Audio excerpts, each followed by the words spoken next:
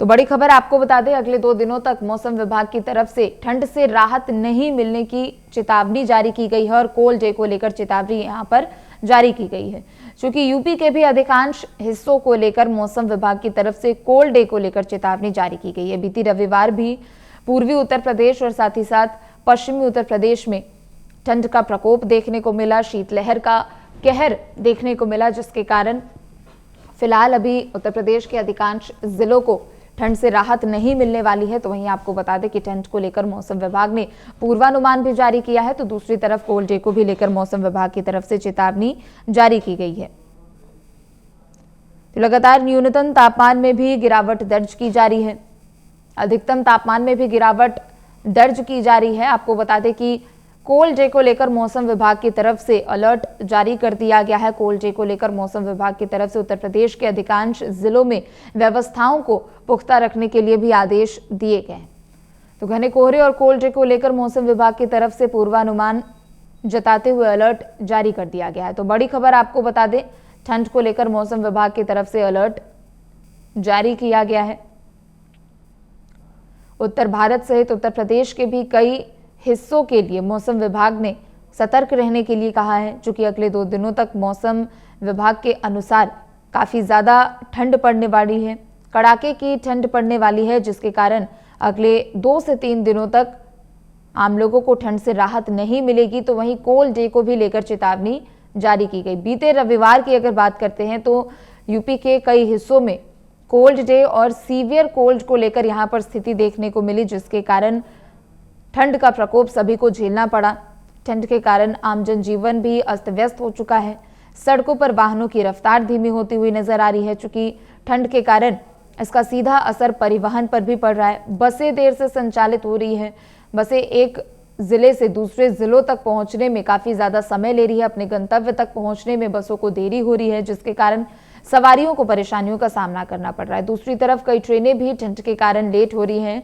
खासकर उत्तर प्रदेश के पश्चिमी यूपी तक आने वाली ट्रेनें और साथ ही साथ उत्तर भारत में भी कई ट्रेनों में देरी दर्ज की जा रही है। दिल्ली पहुंचने वाली कई ट्रेनें तकरीबन 8 से 10 घंटे तक लेट बताई जा रही है। तो वहीं आपको बता दें कि ठंड के कारण इसका असर हवाई सेवाओं पर भी देखने को मिल रहा है, क्योंकि कोहरे की घनी चादर बिछी हुई है, जिसके कारण विजिबिलिटी कम हो चुकी है और इन सब के कारण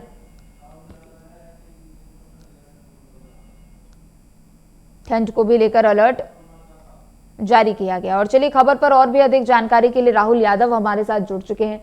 राहुल, देखिए, उत्तर प्रदेश के कई हिस्सों के लिए मौसम विभाग ने पूर्वानुमान जारी किया है और कोल्ड डे को लेकर चेतावनी जारी की है। क्या कुछ जानकारी अपडेट है आपके पास? कैसा मौसम नजर आ रहा है? देखिए, जिस तरीके से पूरे उत्तर प्रदेश में ठंड का कहर बढ़ता चला जा रहा है, एक तरफ जहां मौसम विभाग ने पहले ही अलर्ट जारी किया था, अगर उत्तर प्रदेश के चाहे पश्चिमी उत्तर प्रदेश की बात कर ले, चाहे पूर्वी उत्तर प्रदेश के तमाम जिलों की बात कर ले, जौनपुर, चंदौली, वाराणसी, गाजीपुर, ये तमाम वो जिले हैं जहां पर लगातार ठंड का कहर देखने को मिल रहा है। वही जिस तरीके से अगर कहीं ना जौनपुर जिलाधिकारी ने कहीं ना कहीं जो छुट्टी है, वो जो एक कक्षा 1 से लेकर 8 तक जो छात्र हैं, उनकी छुट्टी की जो अवधि थी वो पहले 13 तारीख तक थी, लेकिन अब कहीं ना कहीं 13 से फिर 14 हुई, उसके बाद अब 16 जनवरी तक पूरी तरीके से विद्यालय बंद करने का आदेश जारी किया गया है। लेकिन ठंड के कारण देखा जाए, जिस तरीके से चाहे सड़क हो और चाहे वायुयान हो, चाहे ये कह सकते रेलगाड़ी, जो तमाम वाहन है वो कहीं ना कहीं वो धीमी गति कर रहे हैं। हम तस्वीरें आपको दिखाना चाहेंगे। देखिए, ये तस्वीरें जो जौनपुर से वाराणसी जोड़ने वाली ये मार्ग है, इस मार्ग पर जो वाहनों की कतार पहले देखने को मिलती थी वो पूरी तरीके से कतार आपको देखने को नहीं मिलेगी, क्योंकि जिस तरीके से जो ठंड है, ठंड में लोग अपने घरों में गुजरने को मजबूर है। फिलहाल जिस तरीके से भारत के मौसम विभाग ने कहीं ना कहीं जो पूर्वानुमान जारी किया, उसमें यह बताया गया कि आने वाले दिनों में ठंड का जो प्रकोप है वो पूरे उत्तर भारत से लेकर पूरे उत्तर प्रदेश तक देखने को मिलेगा। लेकिन जिस तरीके से पहाड़ी राज्यों में बर्फबारी के बाद मैदानी राज्यों की तमाम जो राज्य हैं, चाहे उत्तर प्रदेश की बात कर लें, पंजाब की बात कर लें, दिल्ली की बात कर लें, तमाम वो राज्य हैं जहां पर लगातार जो ठंड का कहर देखने को मिल रहा है। लेकिन जौनपुर की अगर हाल की बात करें तो जौनपुर में जिस तरीके से बीते जो टेम्परेचर है, कहीं ना कहीं लगातार तकरीबन 6 से 7 के आसपास, जो 6 के तकरीबन 6 और 7 के आसपास आ जा रहा है, जिससे जो ठंड का प्रकोप है लगातार तेजी से बढ़ता चला जा रहा है। जी बिल्कुल, चूंकि देखिए ठंड को लेकर मौसम विभाग ने भी कोल्ड डे को लेकर चेतावनी जारी की है, तो वहीं दूसरी तरफ ठंड का असर परिवहन पर भी और बस के संचालन पर भी पड़ता हुआ नजर आ रहा है। बसों की क्या वहां पर स्थिति बताई जा रही है? तकरीबन कितनी ट्रेनें हैं जो यहां पर लेट पहुंच रही है, अगर कोई ट्रेन जौनपुर तक पहुंच रही होंगी तो? देखिए, जिस तरीके से लखनऊ और ये कह सकते हैं कि अयोध्या का जो रूट है काशी विश्वनाथ मंदिर की या कहे वाराणसी जंक्शन से जो रूट है वो जौनपुर से होकर मेन जो रूट है वो जौनपुर से होकर गुजरता है। तो जो अयोध्या की तरफ की तमाम ट्रेनें हैं वो लेट चल रही हैं और जो लखनऊ से दिल्ली तक जाने वाली तमाम वो ट्रेनें हैं लगातार लेट चल रही हैं। अगर जौनपुर की बात करें तो जौनपुर सिटी और जौनपुर जंक्शन पर दोनों ट्रेनें जिस तरीके से दोनों रूटों पे जो वाराणसी से चलकर या पटना से चलकर तमाम ट्रेनें जो जौनपुर से होकर गुजर रही है वो लगातार तकरीबन 2 से 3 घंटे लेट है। वही दूसरी बात अगर कहा जाए जिस तरीके से जो बसें हैं तो कहीं ना कहीं जो जी जी बिल्कुल, चूंकि देखिए यहाँ पर बसों के भी संचालन में काफी ज्यादा देरी होती है और कल कुछ परिवहन चालकों की तरफ से ऐसी खबरें भी सुनने को मिली थी कि जिसके कारण यात्रियों को वो पहले ही बता देते हैं कि कोहरे के कारण अपने गंतव्य तक पहुंचने में देरी होगी, लेकिन दूसरी तरफ यहाँ पर सवारियों को भी परेशानियों का सामना करना पड़ता है। राहुल, देखिए, जिस तरीके से क्योंकि अभी हाल में ही जिस तरीके से जो ठंड का कहर है उससे कहीं ना कहीं जिस तरीके से परिवहन विभाग हो चाहे रेल विभाग हो चाहे जिस तरीके से वायुयान हो तीनों चीजों पर लगातार इसका असर पड़ा है। अगर लाल बहादुर शास्त्री वाराणसी इंटरनेशनल एयरपोर्ट की बात करें तो तमाम जहाज जो जिस तरीके से जो कहीं के जहाज है उस पर भी इसका खासा असर पड़ा है। जिस तरीके से जो यात्री है जब लाल बहादुर शास्त्री एयरपोर्ट पर पहुंचे तो कई जहाजे तकरीबन 1 घंटे से 1.5 घंटे देरी से चले, जिससे जो आवागमन है कहीं न कहीं उससे बाधित हो रहा है। लोग अपने गंतव्य तक पहुंचने के लिए लेट हो रहे हैं। दूसरी तरफ अगर जौनपुर की बात करें तो जौनपुर से तमाम बसें हैं जो कहीं न कहीं चाहे जौनपुर से भदोही, अकबरपुर, चाहे अम्बेडकर नगर, शाहगंज, तमाम जो आसपास के जिलों में लगभग जाते हैं बसें, जहां जौनपुर से बसें जाती हैं लगातार कहीं न कहीं लेट हो रहे हैं, जिससे आवागमन पूरी तरीके से बाधित हो रहा है। जो ठंड का कहर है वह कहीं न कहीं अब पूरे उत्तर भारत समेत उत्तर प्रदेश के तमाम जिलों में देखने को मिल रहा है और लोग अपने घरों में रहने को मजबूर हो गए हैं। जी राहुल, जौनपुर में जिला प्रशासन की तरफ से क्या कुछ व्यवस्थाएं यहाँ पर ठंड को लेकर की गई हो और रैन बसेरों में क्या कुछ व्यवस्थाएं देखने को मिल रही है? क्योंकि देखिए शासन और प्रशासन की तरफ से काफी समय पहले ही ठंड को लेकर यहाँ पर व्यवस्थाओं को दुरुस्त रखने के निर्देश दिए जा चुके थे, लेकिन ऐसे में अभी वहां की क्या स्थिति है और हकीकत क्या है उन आदेशों के, उन निर्देशों के? देखिए, उत्तर प्रदेश की योगी सरकार लगातार ठंड से पहले सभी जिला अधिकारियों को फटकार लगाई थी कि रैन बसेरा और अलाव की बेहतर व्यवस्था हर जनपद में बनाई जाए। अगर जौनपुर की बात करें तो जौनपुर के 6 तहसीलों में मरियाहू, जौनपुर सदर, किराका का जिस तरीके से मछली शहर और शाहगंज और बदलापुर की जो तहसीलें हैं लगातार उप जिला अधिकारियों को जिस तरीके से डीएम जौनपुर ने फटकार लगाई, लगातार जौनपुर के तमाम तहसीलों में लगातार जिस तरीके से रैन बसेरे की बेहतर व्यवस्था बनाई गई है और जगह जो जिस तरीके से जहां पर बस संचालन होता है, जहां तिराहा है, चौराहा है, तमाम उन स्थानों पर जहां से यात्री गुजरते हैं वहां पर अलाव की बेहतर व्यवस्था बनाई गई, क्योंकि ठंड का प्रकोप देखने से पहले जिस तरीके से आने से पहले लगातार सूबे की योगी सरकार ने अधिकारियों को फटकार लगाई तो उसका खासा असर अब ठंड में देखने को मिल रहा है। जिस तरीके से रैन बसेरे की बेहतर व्यवस्था होना और अलाव की बेहतर व्यवस्था होने से कहीं न कहीं जो यात्री हैं जो लेट पहुंच रहे हैं उनके लिए अलाव और रैन बसेरे की बेहतर व्यवस्था होने से कहीं न कहीं इस ठंड में उन्हें काफी राहत मिल रही है। जी बिल्कुल, और साथ ही देखिए ठंड को लेकर स्कूलों को भी छुट्टियों के आदेश यहां पर दिए गए थे। छुट्टियां भी हालांकि बीच में कई जिलों में स्कूलों में बढ़ाई गई थी। जौनपुर में स्कूलों की छुट्टियां बढ़ाई गई हैं या पहले की तरह ही यहां पर छुट्टियां आवंटित है और स्कूलों में बच्चों की संख्या लगभग कितनी नजर आ रही है? क्योंकि देखिए बच्चों को लेकर खासतौर पर यहाँ मौसम विभाग की भी तरफ से कहा गया था कि बच्चे खासतौर पर पालन करें, ठंड को लेकर व्यवस्थाओं को दुरुस्त किया जाए उनके परिवारों की तरफ से।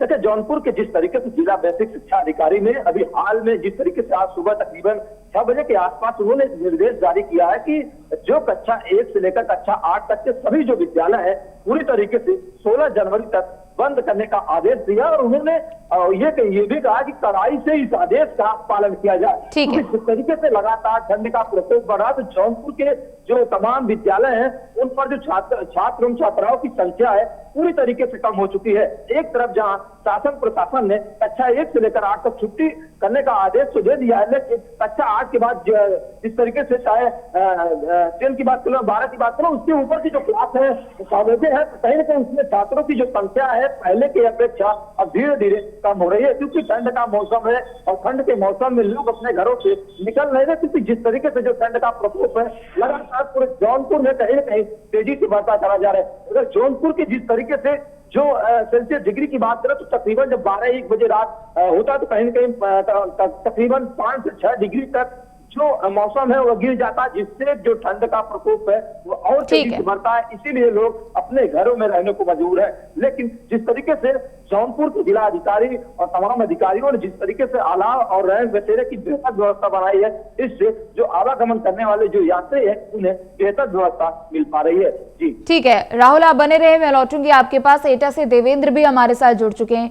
देवेंद्र, एटा में मौसम का मिजाज कैसा है? वहां लोगों को ठंड से राहत मिलती हुई नजर आ रही है या फिर इसी तरीके से ठंड का प्रकोप लोगों को झेलना पड़ रहा है?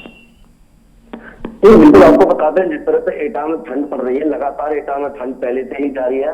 हालांकि यहाँ पर कुछ दिनों के लिए मौसम ठीक हुआ था, हल्की सी धूप निकली थी, धूप के बाद फिर दोबारा से यहाँ एटा में हल्की सी बूंदाबांदी के साथ बारिश हुई थी। उसके बाद लोगों ने सोचा कि धूप निकली है कि यहाँ एटा में जो मौसम सामान्य हो चुका है, लेकिन उसी दौरान कुछ ही दिनों बाद एटा में लगातार कोहरे की चादर लगी हुई है। यहाँ शाम होते ही कोहरा पड़ने लगता है, शाम से लेकर रात हो जाती है, रात से सुबह तक। फिलहाल अगर मौसम की बात की जाए तो आज एटा में 6 डिग्री सेल्सियस तापमान नापा गया है, जो कि जो लोग हैं यहाँ के घरों में कैद हैं पूरी तरह से। जिस तरह से जो इस बार ठंड पड़ रही है, प्रशासन की तरफ से भी अलर्ट जारी कर दिए गए हैं जिस तरह से लोगों को ठंड से बचाव करने के लिए। वहीं एक तरफ जहां लोगों को ठंड में चपेट में आए हुए हैं, वहीं दूसरी तरफ जो जिस तरह से कोहरा और ठंड देखी जा रही है, एक तरफ फसल से लाभ देखा जा रहा है फसल में, वहीं दूसरी तरफ कई ऐसे फसलें जिनमें नुकसान देखा जा रहा है। और फिलहाल जो एटा की बात की जाए तो एटा में 2 दिन से लगातार ठंड बनी हुई है। यहाँ जो जिस तरह से सड़कों पर वाहन है वो शाम होते ही बंद कर दिए जाते हैं, और जिस तरह से लोग होते हैं वो घरों से निकलना बंद हो जाते हैं। तो देखना होगा इस तरह जिस तरह एटा में ठंड बनी हुई है और जो कोहरा पड़ रहा है, कोहरे से कब तक लोगों को राहत मिलती है। जी, जिला प्रशासन की तरफ से यहाँ क्या कुछ तैयारियां की गई है? रैन बसेरों में कितनी तैयारियां यहाँ पर पुख्ता नजर आ रही हैं और व्यवस्थाओं को किस तरीके से यहाँ पर कायम किया जा रहा है? देवेंद्र, बिल्कुल, प्रशासन की बात की जाए तो प्रशासन ने पूरी तरह से अलर्ट जारी कर दिया है। जिस तरह से जो स्कूल की बात की जाए तो स्कूलों में छुट्टियां दी गई थी, वो भी पूरी हो चुकी हैं। दोबारा से छुट्टियों को स्कूलों को बंद करने के आदेश देखना होगा कब तक आते हैं। फिलहाल जो शहर में जो लोग हैं, जिस तरह से जो चौराहों की बात की जाए या बस स्टैंड की बात की जाए या जो जगह गली नुक्कड़ होते हैं, वहां लोगों के लिए एटा नगर पालिका द्वारा अलाव की व्यवस्था की गई है, रैन बसेरे की व्यवस्था की गई है। एटा जिलाधिकारी प्रेम रंजन सिंह अपनी टीम के साथ जाकर के निरीक्षण करते हैं, समय समय पर देखते हैं। जिस तरह से जो शासन द्वारा ठंड के बचाव के लिए अलर्ट जारी किया गया था, किसी भी गरीब व्यक्ति की ठंड के चलते अनहोनी न हो जाए, उसको देखते हुए लगातार रैन बसेरों में जाकर एटा जिलाधिकारी निरीक्षण कर रहे हैं। वहीं एटा के जो अलमट तहसील कस्बे हैं वहां पर भी मुकम्मल अलाव और रैन बसेरों को भी व्यवस्था है अभी। जी ठीक है, राहुल का रुख करेंगे। राहुल, देखिए चूंकि व्यवस्थाओं को तो पुख्ता किया ही जाता है, अस्पतालों में भी काफी ज्यादा यहाँ पर व्यवस्थाएं देखने को मिलती है, लेकिन आवारा पशुओं को लेकर काफी ज्यादा परेशानी होती है। आवारा पशुओं को लेकर, मवेशियों को लेकर क्या कुछ यहाँ पर जिला प्रशासन की ओर से तैयारियां की जा रही है? देखिए, जिस तरीके से अभी हाल में सूबे की योगी सरकार ने फिर एक बार सभी 75 जनपदों को जिला अधिकारियों को फटकार लगाई है कि ठंड में जिस तरीके से जो आवारा पशु है उन्हें गौशाला में बेहतर व्यवस्था दी जाए, क्योंकि ठंड का प्रकोप बढ़ा है। तो कहीं न कहीं जिस तरीके से मानव के साथ साथ जो कहीं न कहीं जीव जंतु है उन पर भी खासा असर पड़ा है। इसीलिए जो आवारा पशु है उन पर लगातार जो जनपद के अधिकारी है, जौनपुर जनपद के अधिकारी है, तमाम जो पशु विभाग के अधिकारी हैं, लगातार जो आवारा पशु है वो जो सड़कों पे आपको टहलते दिखाई देते थे, फिलहाल उन्हें गौशाला में ले जाकर जो 3 शेड के नीचे उन्हें रखने की जो सूबे की योगी सरकार की व्यवस्था है वहां पर बेहतर व्यवस्था दी जा रही है। क्योंकि जिस तरीके से जो ठंड का प्रकोप है कहीं न कहीं जिस तरीके से कहीं ना कहीं लोगों को, जिस तरीके चाहे बसों की बात कर ले, चाहे रेलगाड़ी की बात करें, तमाम चीजों पर इसका असर तो पड़ा ही है। लेकिन जिस तरीके से मानव के साथ साथ जो जीवन, जिस तरीके से जो आवारा पशु, उन पर भी खासा असर पड़ा। इसलिए सूबे की योगी सरकार ने 75 जनपदों के सभी जिलाधिकारियों को ये निर्देश जारी किया था कि जिस तरीके से जो आवारा पशु है उन्हें गौशाला में बेहतर व्यवस्था दी जाए, जिससे उनकी मौत ना हो पाए।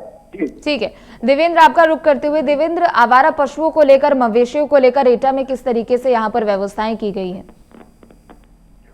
बिल्कुल, जिस तरह से शासन के जो आदेश है कि जो आवारा पशु होते हैं, निराश्रित पशु होते हैं, गाय और गौवंश होते हैं, लगातार जिस तरह से जो प्रशासन ने पहले से जो उनके जो रहने के स्थान निर्धारित किए हैं, वहां तो लगातार उनकी देखरेख की जा रही है। वहीं अब एटा में देखी जाए तो किसी किसी जगह पर सड़क होती है, वहां पर ऐसे में जिस तरह कोहरा पड़ रहा है तो एटा के मुख्य मार्ग पर भी आप एटा के पास FCI गोदाम है, यहाँ पर देख सकते हैं लगातार शाम के समय झुंड बनाकर जो निराश्रित पशु रहते हैं वो देखने को मिल सकते हैं। वहीं जो जिलाधिकारी हैं उनको भी पीछे पहले भी किसानों द्वारा शिकायतें की गई हैं, तो उनके एक बार जो जिस तरह से निर्देश दिए गए थे, निर्देश के बाद सख्त आदेशों का पालन भी किया गया था। उसके बाद जो अभी बात की जाए तो एटा में कई ऐसी जगह है, कई ऐसे मार्ग है जहाँ पर शाम के समय जो निराश्रित पशु होते हैं वो लगातार सड़कों पर देखे जा सकते हैं, जिनकी वजह से आए दिन नए एक्सीडेंट होते रहते हैं, बड़ी बड़ी घटनाएं होती रहती हैं और वहीं निराश्रित पशु भी मारे जाते हैं और उनके साथ जो लोग होते हैं उनको भी कहीं ना कहीं खासा नुकसान देखना पड़ता है। जी बहुत बहुत शुक्रिया आप दोनों का। तो बड़ी खबर आपको बता दें, शीतलहर को लेकर मौसम विभाग की तरफ से पूर्वानुमान जारी किया गया है। आपको बता दें कि मौसम विभाग की तरफ से कोल्ड डे को लेकर चेतावनी जारी की गई है। तो बड़ी खबर आपको बता दें, उत्तर प्रदेश सहित उत्तर भारत के भी कई इलाकों को लेकर मौसम विभाग ने अलर्ट जारी किया है। तो वहीं आपको बता दें कि मौसम विभाग की ओर से अगले 2 दिनों तक इसी तरीके से ठंड से राहत नहीं मिलने की भी चेतावनी जारी की गई है। तो दूसरी तरफ आपको बता दें कि लगातार तापमान में गिरावट दर्ज की जा रही है, जिसके कारण ठंड और भी ज्यादा बढ़ रही है। कोहरे की घनी चादर बिछी हुई नजर आ रही है। तो वहीं दूसरी तरफ आपको बता दें कि कोल्ड डे को लेकर मौसम विभाग ने चेतावनी जारी की है।